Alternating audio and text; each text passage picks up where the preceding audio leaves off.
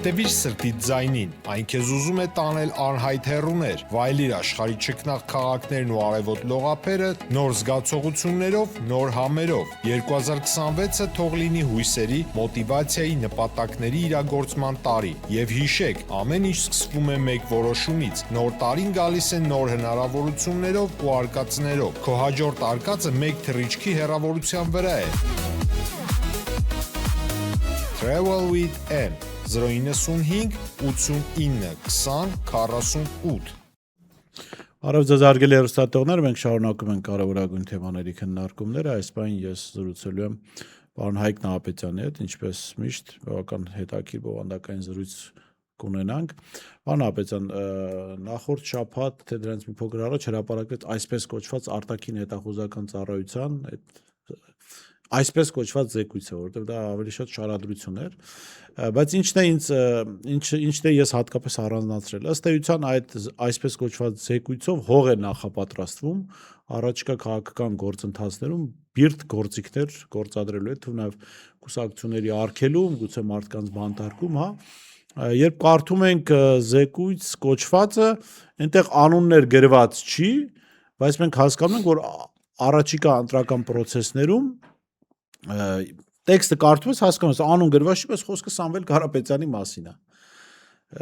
Եվ խոսքը Ռուսաստանի մասին։ Հետո դրանից հետո հրապարակվեց մի հոդված հայկական ժամանակում, որը ես վստահ եմ հեղինակը Նիկոլ Փաշինյանն էր, բայց այնտեղ գրել էին կիպրական մի վերլուծական կայք է գրել, հետո մենք բացահայտեցինք, որ այդ կիպրական վերլուծական կայքը կողմացու 28 հասցեի մա գրանցված, այսինքն ոչ կիպրական էր, ոչ վերլուծական էր, հայաստանյան էր, գրանցման վայրը որոշում։ Այո, որ հայաստանյան։ Եվ այդ հոդվածն էլ ըստ էության այդ զեկույց կոչվածի շարունակությունն էր, որ Հայաստանը ժողովրդավարության ճանապարհով է գնում, Ռուսաստանից կան սպառնալիքներ, եկել են գործարարներ, Կիրիենկոն ակտիվ դերակատարում ունի եւ սա նախերգանքներ դրա, որ մենք ժողովրդավարությունը պաշտպանելու համար պետք է բիրտ գործիքներ գործադրենք։ Ինչի մասին ամիսներ առաջ, երբ նոր-նորքի թաղապետարանում բռնության ենթարկվեց այդ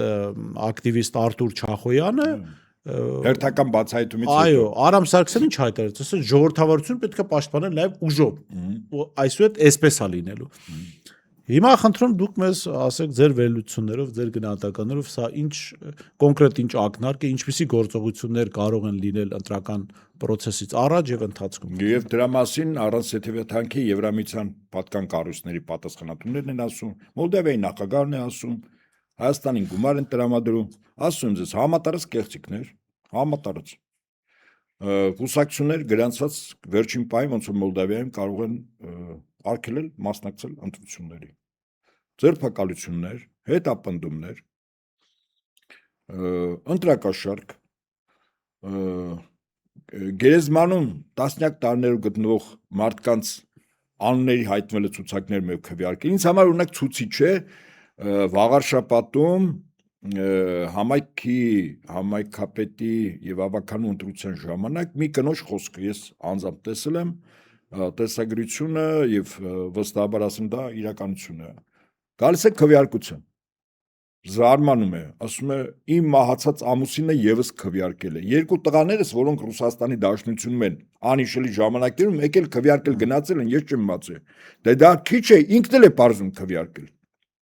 Սա գիտեք ինչի մասին է։ Քաղաքացու մասին եմ մտածում, ինչի դժվարություն տեսնում։ Լավ, սա խոսում են այն մասին, որ ես մոտ հստակ ամենայն հավանականությամբ 90% եւ ավել ճշգրտությամբ կա ցուցակներ, թե ովքեր են Հայաստանի Հանրապետությունից դուրս։ Հիմա բաժանում են ընտրատեղամասերի, ասենք այդ ընտրատեղամասում ենթադրենք 1000 հոգի դուրս է։ Բայց այդ 1000-ի ազգաններով որ ստորագրություն դնեն, որտեղ այդ 1000 տեղը մարդ չի գալու։ Կարող է հարևանը գա տեսնի զարմանա։ Օրինակ նախորդ ընտրություններում ես գնացել եմ, հարևան տղան ասաց իմ տան վրա 15 հոգի գրանցված է Նահապետյան։ Ասաց ես մենակ եմ, 15 հոգի եւ իրոք ցույց տվեց։ Ասում ես չա կատարում։ Այսինքն ավել մարդկանց գրանցումներ, մարդիկ ովքեր Հայաստանում չեն, ընդ որում տեղում էլ զլանում են, իրենց ամենայն հավանականությամբ երևի ցուցակ տվել են, թե ում տեղը ինչ որ թվել տառեր գրեն, որպես անձնագրի տվյալ ու ստորագրեն, սա գտնեց կարևորը թիվն է, ասենք 1000 հոգի դրանց բանն ան, ստորագրում են, մի բնակարանի վրա Հետո կեղծ հասցեներ, գոյություն չունեցող հասցեների վրա մեկ էլ ընտրողներ են հայտնվում։ Ճիշտ է։ Այսինքն ընտրությունների ժամանակ առավելագույն կեղծումներ լինելու, կասկած չունենաք։ Վստահաբար եմ ասում ձեզ։ Հիմա այդ կեղծիքներով հանդերձ եւ ինձ համար օրինակ Էշմիածնի Վաղաշապատի ընտրությունները ցույցիչ էր, որոշակի առումով տեստային է, ոչ այդքան Գյումրին, որքան այդ կեղծիքների իրենց տոկոսի առումով այսպես կոչված իշխանամետ երկրորդ ուժը չանցնելու առումով, որ իսկապես մեծ ձախողում էր իրանց համար, հա։ Ինձ համար ցույցիչ է հետեւյալը, որ նախ ես միշտ էլ ասել եմ եւ հետո չեմ կանգնում ասածից, օկուպացիոն ռեժիմներում սովորաբար ընտրություններով չեն ազատագրվում, բայց ընտրությունը դա մի քայլ է համապետական, որտեղ ժողովուրդը եւ ընդդիմադիր ուժերը կարող են միասնական կամք դրսևորել այդ օրը եւ դրանից հետո, որպեսզի այդ կամքի դրսևորումը լինի խիստ ծանրակշիռ եւ վճռական, պետք է դրսևորողների թվականը շատ մեծ լինի, որովհետեւ եթե տեսականորեն ասենք Փաշինյանը ընդունենք մի 15, 10, 15, 20, 25% տեսականորեն ասենք, այդքան ձայներ ունի, այդ վարչական ռեսուրսն է, կեղծիքներ եւ այլն, եթե ասենք ընտրողների ընտրության իրավունք ունեցողնի 50%-ն է գալիս, այս 25% արդեն որոշակի առումով արդեն հաղթական է դառնում, էլի, այս 25 արդեն 50 է դառնում, չէ՞։ Հետաբար ես կարծում եմ, որ ընտրությանը պիտի առավելագույն մարդ գնա։ Ուղղակի տներից պիտի հանվի մարդիկ գնան ընտրատեղամասը։ Գիտեք նաև, այստեղ ինչ դրական բան կա, երբ որ մարդը գնում է, որոշակի առումով պահանջատեր է։ Եթե որ մարդուն խաբում ես, մարդը կարող է այդ խաբվելուց հետո կոշտկեցված դրսևորի, պահանջի իր իրավունքները։ Կարող է մեկ ուրիշը քթի տակ փնփնտա, մեկ ուրիշը ասենք մեղ գործի հայուի թողի գնա, մեկ ուրիշը շատ ագրեսիվ պահանջատեր լինի իր ձայնից եւ հետեաբար որքան շատ մարդ ես ասում եմ 60-70% եթե ընտրողների մասնակցություն եղավ, ինչքան ուզում են կեղծեն։ Այդ 60-70%-ը նշանակում է, որ կեղծիքներից հետո հանրապետության փողոցները, այդ թվում ոչ միայն Երևանի, ամբողջ բնակավայրի ուղղակի հեղեղվելու են։ Առավելս որ Փաշինյանը իր քաղաքական խմբակով ունի ամենաբարձր հակավարկանիշը։ Սա եւս պետք է, հա, իգիտություն ընդունել։ Եվս այդեմ մնում է դրանից հետո ընդդիմադիր բոլոր ուժերը, որոնք բնականաբար առանցին այսպես դաշինքներով հանդես գան, բայց այդ պահին, որտեղ արդեն լինել չնելու խնդիրը, պիտի միասնական վիճակատի մեջ մտնեն, այդ ժամանակ ուղղակի Փաշինյանին ոչ Եվրամիությունն օգնելու, ոչ Մոլդավիայի նախագահ, ոչ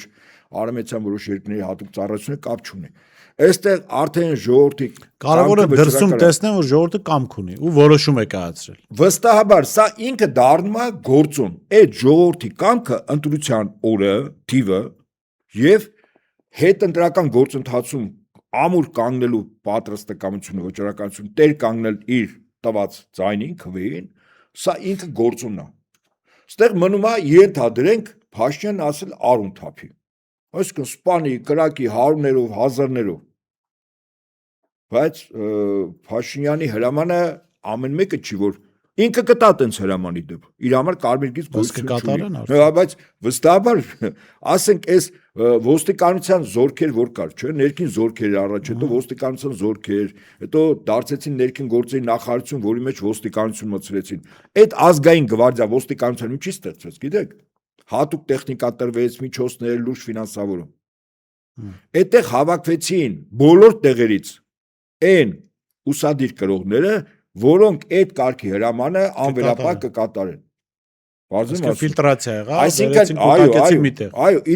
իրենք վստահաբար գիտեն, որ այս այլանդակ հրամանները չեն կատարելու։ Ասենք հիմա թող այդտեղ հավաքվածնի մի 1000-2000 հոգի։ Չէ՞ հետո նաև փորձաշրջան են, չէ՞, անցել այդ ուսադիր կրողները, ասենք հիմա մարդ եթե Եռաբլուրում զոհվածի ծնողին քարշ տալ, ինքը կրակելը ո՞րն է, կարող է առանց հրամանի կրակի այդ մարդը։ Ես ուզում եմ ասել, իրենք այդքան շատ չեն։ Աթու մի քանի հազար հոգին, այդ մի քանի հազար հոգին եղանակ չի կարող ստեղծել, ասենք 500,000 հայության դեպքում։ Պարոն Ապիցյան, բայց դե ուրիշ գործիք կա, իշխանությունները նախորդ տարի ընդունեցին մի օրենսդրական նախաձեռնություն, որով ասում է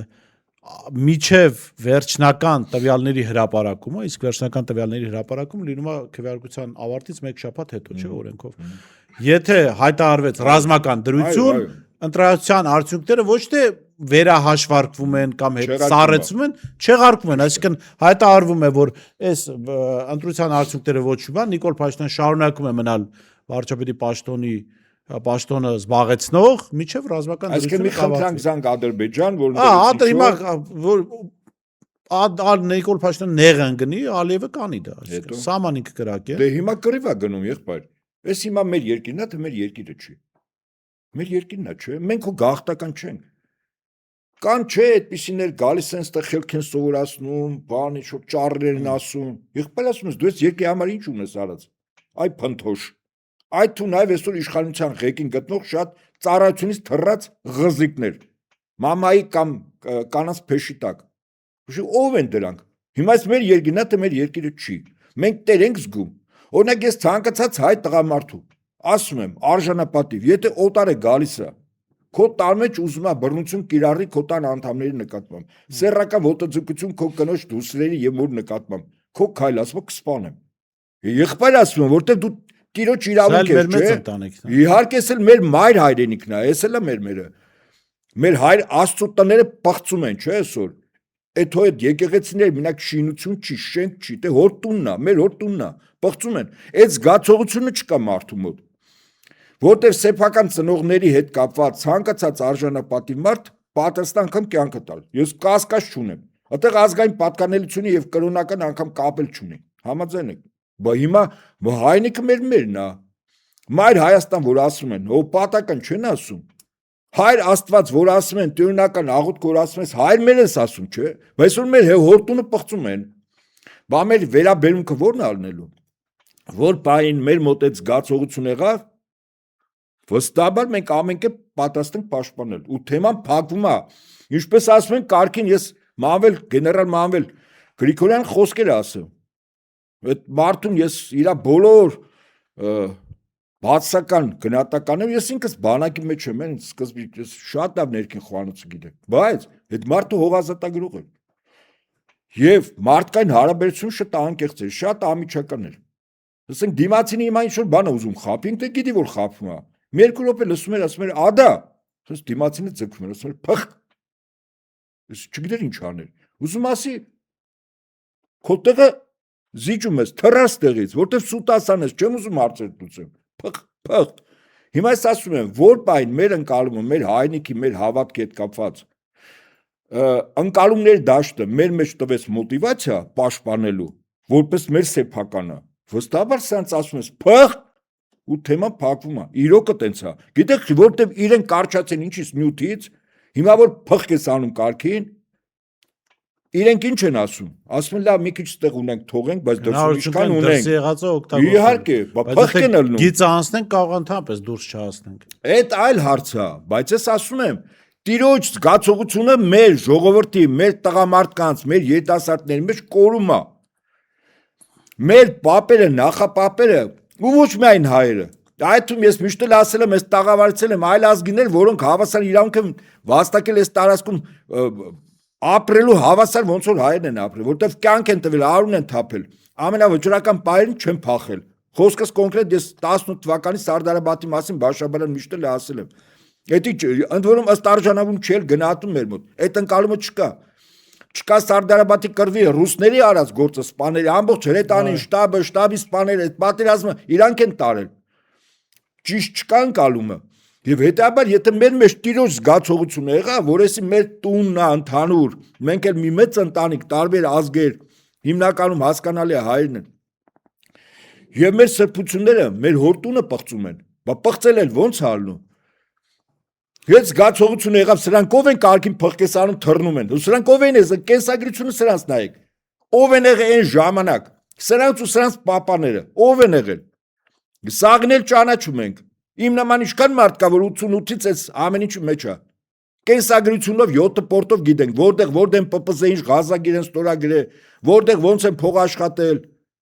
Եվ այլն։ Ընդհանրապես մոտիվացիա խնդիր է, այս ընտրությունները ես պատական չեմ խոսում։ Ընտրությունների ժամանակ ամեն հայ պիտի իմանա, այս իրա Սարդարաբադն է, ամենայն լրջությամբ։ Եթե այդ հոգեվիճակով իջավ, ընտրությունը Սարդարաբադ է, ուզում եք հավատացեք, ուզում եք չէ տենց ալնելու։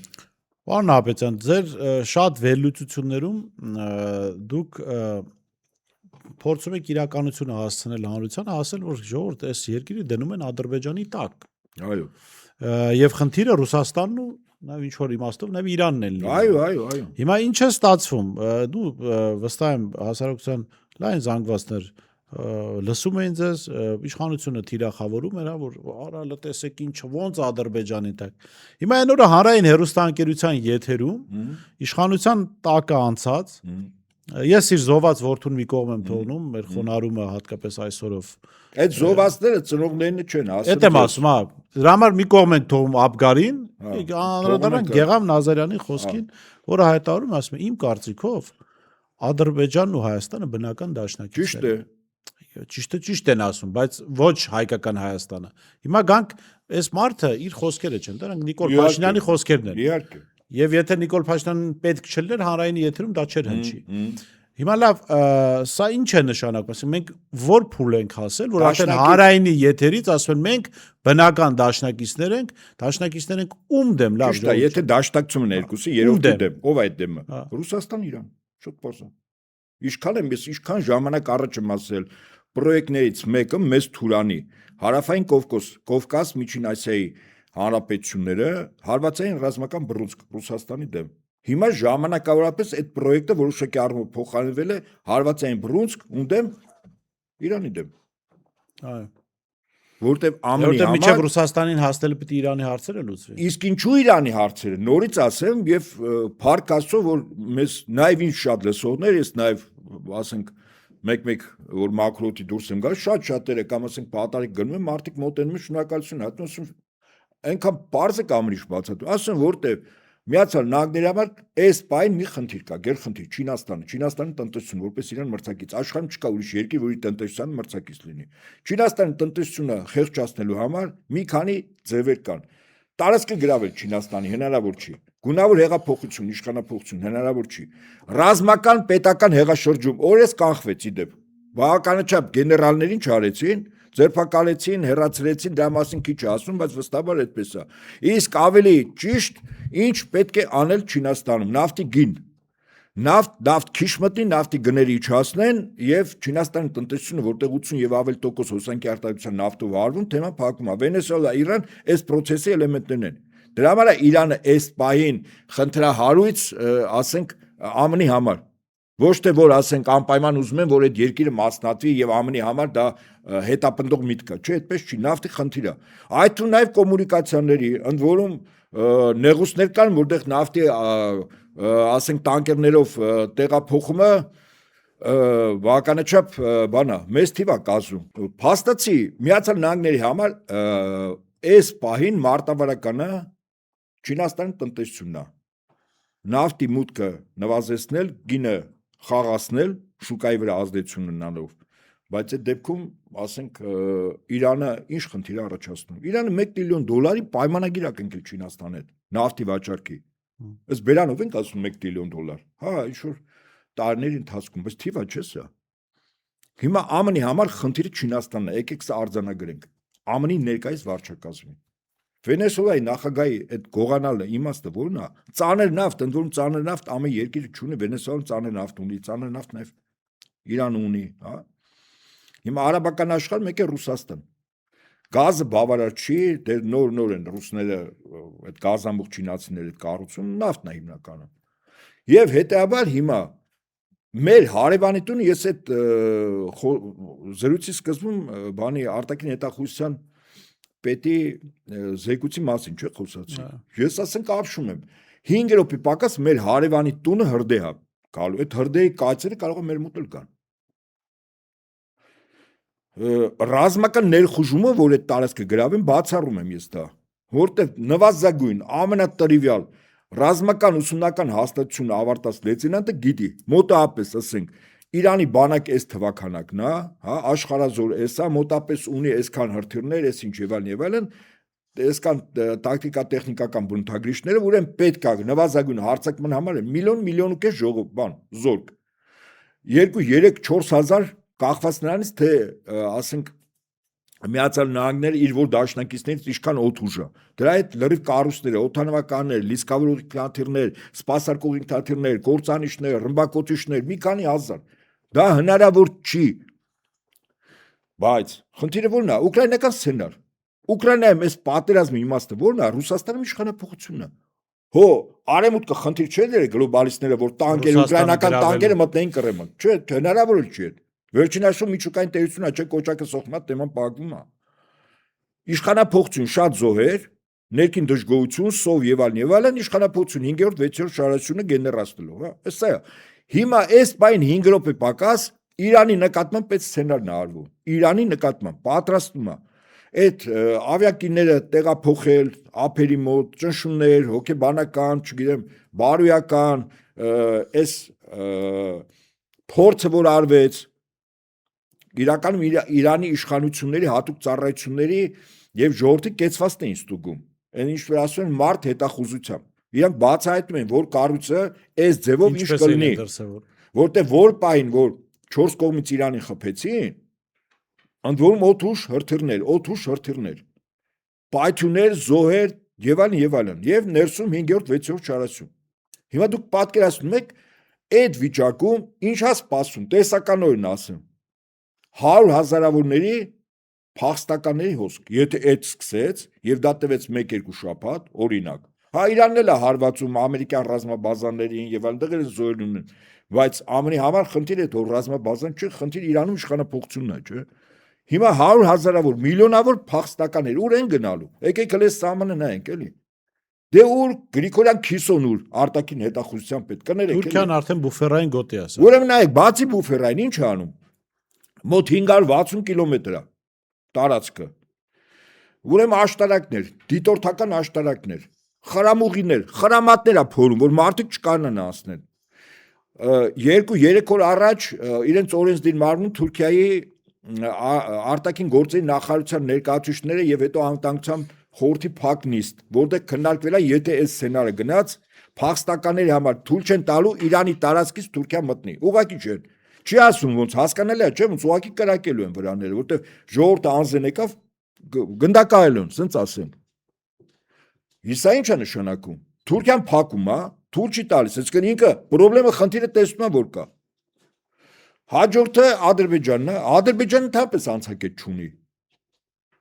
Հո երկնքով չեն գալու։ Մնում է Հայաստանը, դուք պատկերացնում եք, 42 կիլոմետրանոց Հայաստանում։ Ինչ է կատարվելու։ Այդ պայն մեզ համար գոյութենական է 100 հազարներ գալու են, դեմը չսար, միջև Երևան գալու են։ 1 միլիոն մարդ որ լցվեց Երևանա մտնելու։ Իսկ Գրիգորյան Քիսոն ու իր շեֆը թիթեռնիկներ են նկարում իրանց զեկույցներում։ Մի հատ անվտանգության խորհրդի նիստ լսել եք այս թեմայով։ Փակ քննարկում, արտգործնախարարության քննարկում, ոչ շման չկա, հանային դաշտի ընկալումների հասարակական կարծիքի վրա ազդել, եթե սա դեպքեր լինի, սահմանից բնակարան ժողովրդի հետ աշխատակցած բան եղել, չի եղել։ Ոնց որ 18 թվին, ոնց որ 20 թվին, ոնց որ 23 թվին, մենք կատարած փաստի առաջ ենք կանգնելու։ Ստեղ մտածելիք ունի ընդդիմությունը, ժողովուրդը եւ մեկ էլ Նիկոլի շրջապատը, ասեմ ձեզ։ Նիկոլը թռավ, շրջապատը մնալու է։ Այդ շրջապատ ժողովուրդը կորուս, զայրույթ, այս ցավը լրիվ իրանց վրա լիցկա թափվելու։ Իրանք լավ տեղը չեն բերում ինչ ալնելու։ Որտեղ մարդը անել վիճակ, որ ամեն ինչ կորցնում է, իր համար կյանք, մահ լրիվ խառնվել է իրար։ Իր համար թիրախանդում Նիկոլը ստեղ չի, շրջապատի ծով կա, կապ չունի։ ԿՊ-ի վարչության անդամ է, ԿՊ-ի գրասենյակի ղեկավար է, պատգամավոր է, կառավարության անդամ է, մանա գալու, մեր ու մանուկ ման են գալու դրանց։ Որտեղ ուրիշ հնար չկա, 42 կիլոմետր եւ միակ տեղն է, որտեղից որ կարան անցնել, Հայաստանն է այդ։ Բայց Թուրքիան ինչ է այդ հզոր տերությունը, ինչ չի ջոգում, որից հետո է։ Խիա փակու սահմանը։ Ռեալ վտանգ կա։ Անվտանգության խորհուրդը երկու նիստ են արել։ Օրենսդիր մարմնում երկու լուրջ քննարկում են փակարել։ Արտգործնախարարության նախարար տեղակալներ, հետախուզության պետեր։ Պարոն Նահապետյան, այս Հայաստանում անվտանգության խորհրդի նիստանն ինչ, այս երկրում ամեն ինչը Նիկոլն է։ Այսինքն ինքը իր հետ պիտի նիստան, այսինքն այդ նիստում ով է ինչ ասելու, Քրիստինեն է բան ասելու, Ալեն Սիմոնյանն է խելամիտ բան ասելու, թե Նիկոլն է խելամիտ բան ասելու։ Դա ուրիշ բան ասեմ։ Այս թեման հնարավոր է հանրային դիսկուրս բերել, հնարավոր է։ Դե դա արդեն մենք պետք է անենք։ Չէ, հնարավոր է։ Չէ, առաջինը մենք չէ։ Իշխանությունը չի ուզենա դա անել։ Ընդդիմությունը, չէ։ Օրենսդիր մարմնում ամբիոն ունեն, լրատվամիջոցներ կա, փորձագետներ կա, բախ չեն բերում։ Եղբայր ասում են Թուրքիան արդեն պատրաստում է։ Չի թողելու Իրանից մի փախստական մտնի իր տարածք, գնդակարելու է։ Պաշտպանական լուրջ բնագծեր։ Խրամուղիները փորված, աշտարակներ դիտորդական, որտեղ նայ, որտեղից հոսքն է, ուղղակի խփելու են, չեն թողելու։ Ադրբեջանը չունի անցնելու տեղ։ Այս ձմռանը ինչ է, արաքսի չեն անցնելու։ Ճիշտ է։ Հիմա նման մեր մոտ։ Այս սաղ լցվելու է ստեղ։ Մենք էլ չենք պատկերացնում ինչ է։ Իրանից կարճ ճանապարհով, ստեղ որ մտան, ոտքով կհասնեն Երևան, ժողովուրդ, ոտքով։ Դեմը չես առնի, չես կարա ավտոմատներ առնես այդ մարդկանց խփես։ Առավելագույնը Թուրքիան ինչ է անում, ասում է ճամբարներ փախստականների պատրաստ են, բայց ոչ իմ տարածքում։ Օգնեմ Իրանի տարածքում։ Ես օգնեմ Իրանի տարածքում ճամբարներ։ Այո, ասում է ես օգնեմ, ինչա պետք։ Վրանա պետք, ուտելիքա պետք, մասնագետա պետք, ինչա պետք, ամեն ինչ տան, բայց ոչ իմ տարածքում։ Լավ գիտի ինչ ասելա միլիոնավոր մարդ որ լսում են տարածքը։ Էն էլ ով Թուրքիան։ Այդ Սիրիայի թուրքամանները չէին, որոնք պոտենցիալ զորք էին, մի քանի միլիոն թողեց ինքը։ Դրանից բանակ սարքեց, չէ՞ Թուրքիան։ Ինչ որ Սիրիայում հիմա այդ ստեղծած բանակն է։ Իսկ սրանք բան չեն, թուրքաման չեն, ոչ է սունի մահմեդական են, շիա են։ Թուրքերը էլ չունեն։ Բա խնդիր է, չէ՞։ Ես կարծում եմ Ալիի համար բանն է խնդիր, Նախիջևանն է խնդիր։ Շիա մահմեդական տարածք կա։ Հələ Ալիևը գլխի գարիկը չգիտի մեծ Ադրբեջանից է խոսում։ Իրանում լավ է պլանավորել են մեծ Ադրբեջան, բայց Թավրիզ կամ Սպահան կենտրոնով միացնելու են, ինչքան որ պետք է։ Ռուսները դեմ չլինեն 1813-ի բանի Գյուլիստանի պայմանագիրի միանգամից ջերեց կանի պարսիկները։ Հեսա իրականությունը։ Իստեղ թիթեռ են նկարում սրանք։ Բան են թմբուկ ախփում, պարում են։ Ոնց որ գժանոցը լինի, այն որ ասում է խրախճանք ժանտախտի ժամանակ հիմա իսկական մերն է։ Դե ասում են երիտասարդների շրջանում վարկանիշը ցածր է, այդ թմբուկ բանով ուզում են կարգավորել։ Կարգավորվի 18-ից 35 տարեկանների սահման։ Բարդ հարցեր եք տալիս, ես ինչ իմանամ, կարգավորի թե չի Չէ, կարգավորի։ մեր երիտասարդության բարեհոգեբանական վիճակը տեսնելով կընտրեն Նիկոլ Փաշինյան ձեր գնահատմամբ։ Լավ լուրջ հարցեր տվեք, ես ինչ իմանամ, կընտրեն չեն ընտրի։ Ես ասում եմ ինչ կանի իշխանությունը։ Կաթունի ով անդում, գիկը կեղծելու է։ Պահելու է իշխանությունը։ Կեղծելու Լավ, է։ հիմա կեղծիքների մասին երբ որ խոսում ենք, դուք ասացիք նաև պիտի բարձր մասնակցություն լինի, բայց եթե թիվ նկարելու մասին է խոսքը, ինչքան էլ մասնակցություն Չէ, ես մեծ մասնակցությունը նշանակում է հետընտրական գործընթացներում պահանջատեր մեծ զանգված։ Դա 30-40-50 հազար չի լինելու, ամբողջ հանրապետություն հեղեղվելու, ամբողջ մի կես միլիոն մարդ, մի միլիոն մարդ։ Այդ կոչվում է քաղաքացիական անհզանցություն։ Եվ սրա ճարտարապետը լավագույնս ազգին ոտի հանելու, ծեծվելուց, ձերբակալվելուց, նվաստացվելուց, սպանվելուց չվախենալն է։ Քո ճշմարտության հետևից գնալու է։ Հնդիկ ժողովրդի մեծագույն զավակ Մահատմա Գանդի։ Ասում անգլիացիք այնքան պիտի մեզ սպանեն զինվորը, լնայեք։ Ասում այնքան պիտի հնդիկ սպանեն, որ իրիկուն էթա քնի, չկարնա քնի, որտեվ աշկի առաջ է թափը ծալունը պիտի լինի, գժվի ու թողի գնա, կամ տանեն գժանոց։ Ասում մենք այդքան պինդ լինենք։ Ոչ մի զոհաբերության առաջ պիտի չկանգնենք, պատկերացնեք ինչ հոգեվիճակի մեջ է մարդու մտցնում։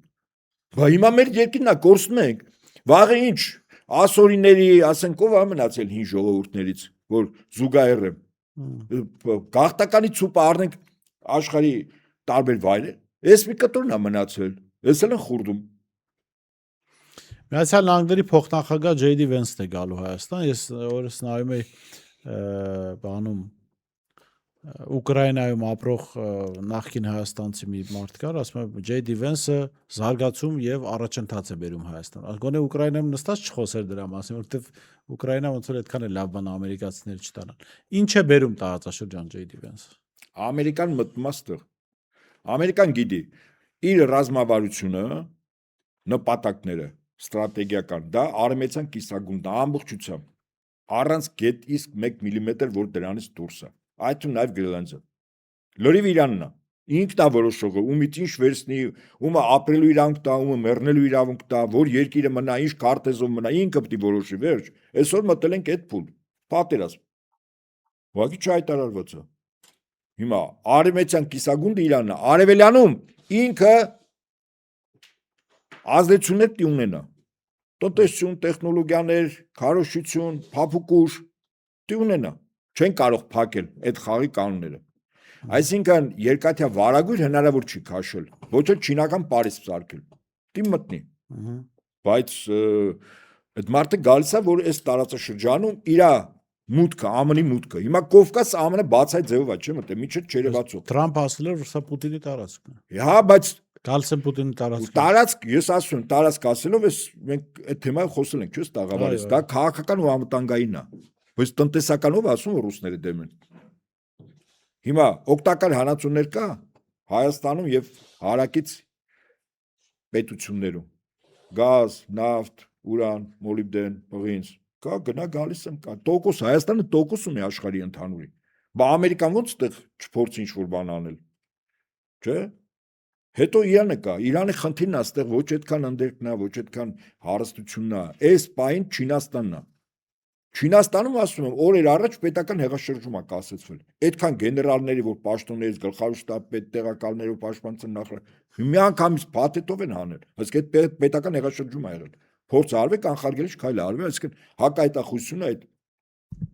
երկրի նորմալ աշխատել է, բացահայտել է այդ ամեն ինչը։ Մի անգամ քաղաքական ընտրությունների ժամանակ փորձ արվեց, եթե հիշում եք։ Այո։ Սի Ցզինպինի երկու տեղակալները, ինչպես ասում են, ուրիշ դաշտում են էլի հայտնվել մի անգամից սիրուն կերպով այս թեթևը չեռացրին։ Շատ լավ։ Շատ լավ, պարոն Աբիջան, վերջին հարցը տեսանելի զարգացումները երբ կլինեն, այսինքն երբ մենք կհասկանանք, որ հիմա արդեն այս գործողությունները տեղի կունենան։ Այս գործողությունը ցանկացած բան կարա լինի։ Մեզ համար ազդակը որը կլինի։ Որից կարող ենք հասկանալ, որ Իրանի դեմ, այո, լայնածավալ։ Եկեք այսպես Նավատոր մեկ էլ,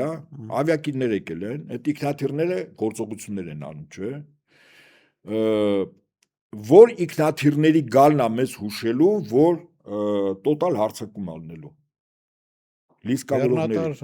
Լիսկավորողների։ Որտեվ Իսրայելից եւ այլ բազաներից Իրանը եսկամ են կետերը խփել եւ հետո գնալ բազանիշնել։ Ավիակիր ուրիշ է։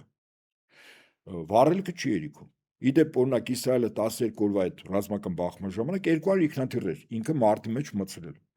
200-ից մոտ 45-50-ը ինքն էր լիցքավորը, 12 լիցքավորող ինքնաթիռ ունի։ Այսինքն 1-ին 4, 1-ին 5 որ հաշվենք, բա մոտ 50-60։ Բա մնացած 140-ով է լիցքավոր է։ Ամերիկացիներն է։ То есть Պենտագոնն է, էլի ավելի ճիշտ։ Պենտագոնն է լիցքավոր է։ Հիմա իմ համար չափորոշ է։ Այդ լիցքավորողները կան թե չկան։ Որտեվ ինքնաթիռը եթե գնալու է գործողության, ինքը վստահաբար լիսկավորվի։ Իսկ այդ լիսկավորողները արդեն եկել են։ Բազաները մեկ էլ նստել են։ Ադրբեջանի 907 բանաձևի հանելը հո իմաստը այն չի որ ադրբեջանական բանակը Երևան մտնի, իհարկե չէ։ Բայց Ադրբեջանի նախագահը կարող է գին ուզի, չէ՞, ավանտյուրայի, որտեղ ռիսկային գործոններ կան, չէ՞։ Իհարկե Իրանն է։ Այսինքն Իրանին 4 կողմից են հարվածելու, ոչ թե զորք են։ Ինքնաթիռներ, անօթաչուներ, հրթիռներ, քաոս, գլխատում, փորձել գլխատել ռազմական, քաղաքական, տնտեսական, հոգևոր, գիտական վերնախավը, փորձել անել։ Ներսում 5-րդ, 6-րդ շարասյունը արդեն ռեալ գեներացվի։ Ես կարծում եմ ինչ որ արեց օրս Իրանում տեղի ունեցած այդ բաներ, մարդ հետախուզությամբ էր։ Իրականում փորձում էին ճշտել, իհարկե, այդպես մարդ հետախուզության ժամանակ հետախուզներ են, չէ՞, գնում, որպեսզի կրակակետեր, չէ՞, բացահայտեն։ Լավագույնները, բայց լավագույնները մեջ զոհել է, չէ՞ լինում։ Հենց որ այս մի քանի հազար զոհվոր եղավ, դրանց մեջ էլ լավագույններ կային։ Բայց այս Իրանի թեման փակ չի։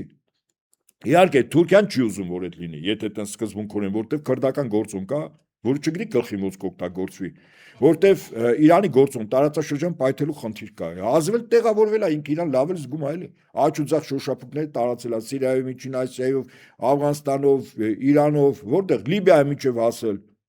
Իրան պետք չէ ցնցում այն բանը։ Եվ այդ առումով, ասենք շահագրգիռ, ով եթե Ադրբեջանը մտավ այս խաղի մեջ կա, ինչպես ասում են Ալևին դրտեցին, բրտեցին,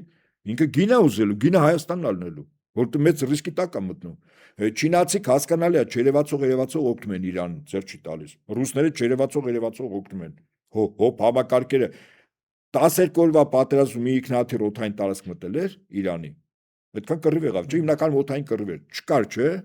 Առաջին էսկադրիան փորձեց մոտենալ օդային տարածքից, խփվեց։ Այդ Կասպից ծովում որ ընկել էր Ադրբեջանն էր օթային տասը։ Դրանից հետո փոխարինեցին այդ 200 քանթերը որ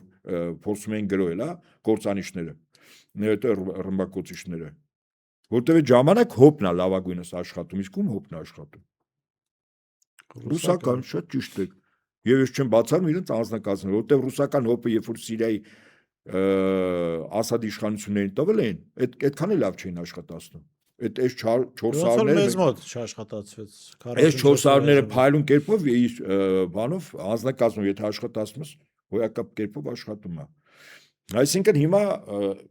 վիճակը սա է, բայց մեր հարևանի տունն է այդ հրդեհ է մտնում։ Հիմա ես գիտեք որն է, ասում եմ մարդը եւս կենթանի է, չէ՞։ Ուղղակի ասուն ենք մենք, կենթանին անասուն է, չէ՞։ Հիմա կենթանի թակավոր առույցը, երիտասարդ ուժը տեղը իշխում է, մեկ էլ հիվանդանում է, չգիտեմ, մի հատ հիվանդություն է կպնում։ Տեսողությունը, լսողությունը, հոտառությունը համարը կորում է։ Շնագալերի համար փորձա չէ, գալիս են ինքը գլխել չի, ոտից պատառները փոկում են, մարմնից ինքը գլխի չի, ինչ է կատարում։ Որտեղ կորցել է, չէ։ Հիմա մեր ժողովրդի այս վտանգի չափը ոչ թե մենք ուռճացի, շատ ավելի քիչ բաներ եմ ասում, քան իրականում մոտապես գիտեմ, էլի։ Բայց վտանգի զգացողությունը հիմա կորել է։ Իսկ ազգը, եթե վտանգի զգացողությունը ոնց որ 15 թվականին, բա վտանգի զգացողությունը կորած էր, չէին զգում, չէին հաշվարկում, բանականությամբ դե հաշվեին, չէ, ռիսկերը գնահատեին, չէ, եւ դրան պատրաստվեին։ Հիմա նույն բանն է գալիս, հո գույները չես չխտացնում, հո խոճապ չեմ առաջացնում, բայց վտանգի մասին իշխանություն որ չի անում, գոնե բանա, անդիմադիր դաշտը, ժողովուրդը պատրաստ է, հոգեբանորեն պատրաստել են։ Որտեղ շատ կարևոր է հոգեբանորեն դու պատրաստես վտանգը դիմագրելու, թե չէ, զենք մենքը տեխնիկական հարց է։ Եթե կռվելու ցանկություն ունենաս, միշտ էլ քեզ զենք տվող պետություն հաստատ կլինի, կասկած չունենաք։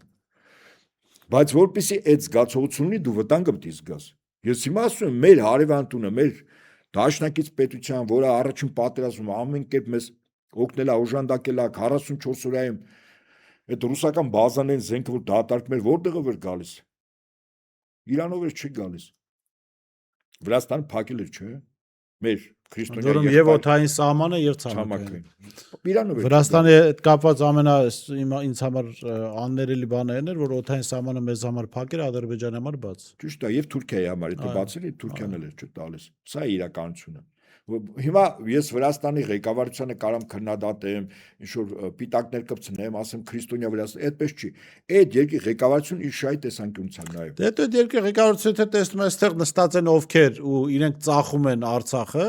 բայց ես դրա համար ինչի հակամարտության մեջ մտնում եմ։ Եվ հետաբար ասում եմ վտանգը բանա, բականին ռեալ է։ Չափորոշիչները կարող է ճնշում գործադրեն Իրանի իշխանությունները ընկրկեն ինչ որ բան բանակցեն, ես չեմ բացառում։ Բայց երբ որ Իրանը բոլոր կողմից շրջափակվում է, երբ որ ավիակիրները նայում ես որտեղ են այդ վերալսկավի ինքնաթիռները, հռետորաբանությունը եւ այլն, այս ամեն ինչը բանը բանից անցնելու շեմին է։ Բայց եթե հանկարծ կպավ, գիտեք ոնց դու կարող ես հիմա ծախս անես, որպեսի ենթադրենք տունը երբ որ հրդեհ մտնի, օրինակ տեսականորեն հրդեհաշիժման սարքերից չի առնում։ Անիմաստ ծախսա, չէ, այդ ծախսով ուրիշ բան կար։ Բայց անում դնում ես, քանի հրդեհ չկա, բայց որ երբ որ հրդեհը գալիս է, բա փրկությունա չէ քեզ տալիս, որը տարիներ առ դրել ես տանդ կամ մեքենայի մեջ, որը մի պա կարող ընդհանրապես պետք չլինի։ Ոչ մեկին էլ լավ կլինի որ պետք չլինի։ Պետք չլինի, բայց որ գալիս է ինքը փրկություն, այս ինչի համար եմ ասում։ Որտեղ որ այդ հրդեհը եկավ, դու գոնե այդ հրդեհաշիջման գործիքներ ունենաս, մարդիկ հոգեբանորեն պատրաստել են, որից հետո է։ Շատ լավ, պարոն Նահապետյան, շնորհակալ եմ շատ հետաքրքիր զրույցի համար։ Ես շեշտեմ զրուցում եմ Հայկ Նահապետյանի հետ, տեսություն կհանդիպենք։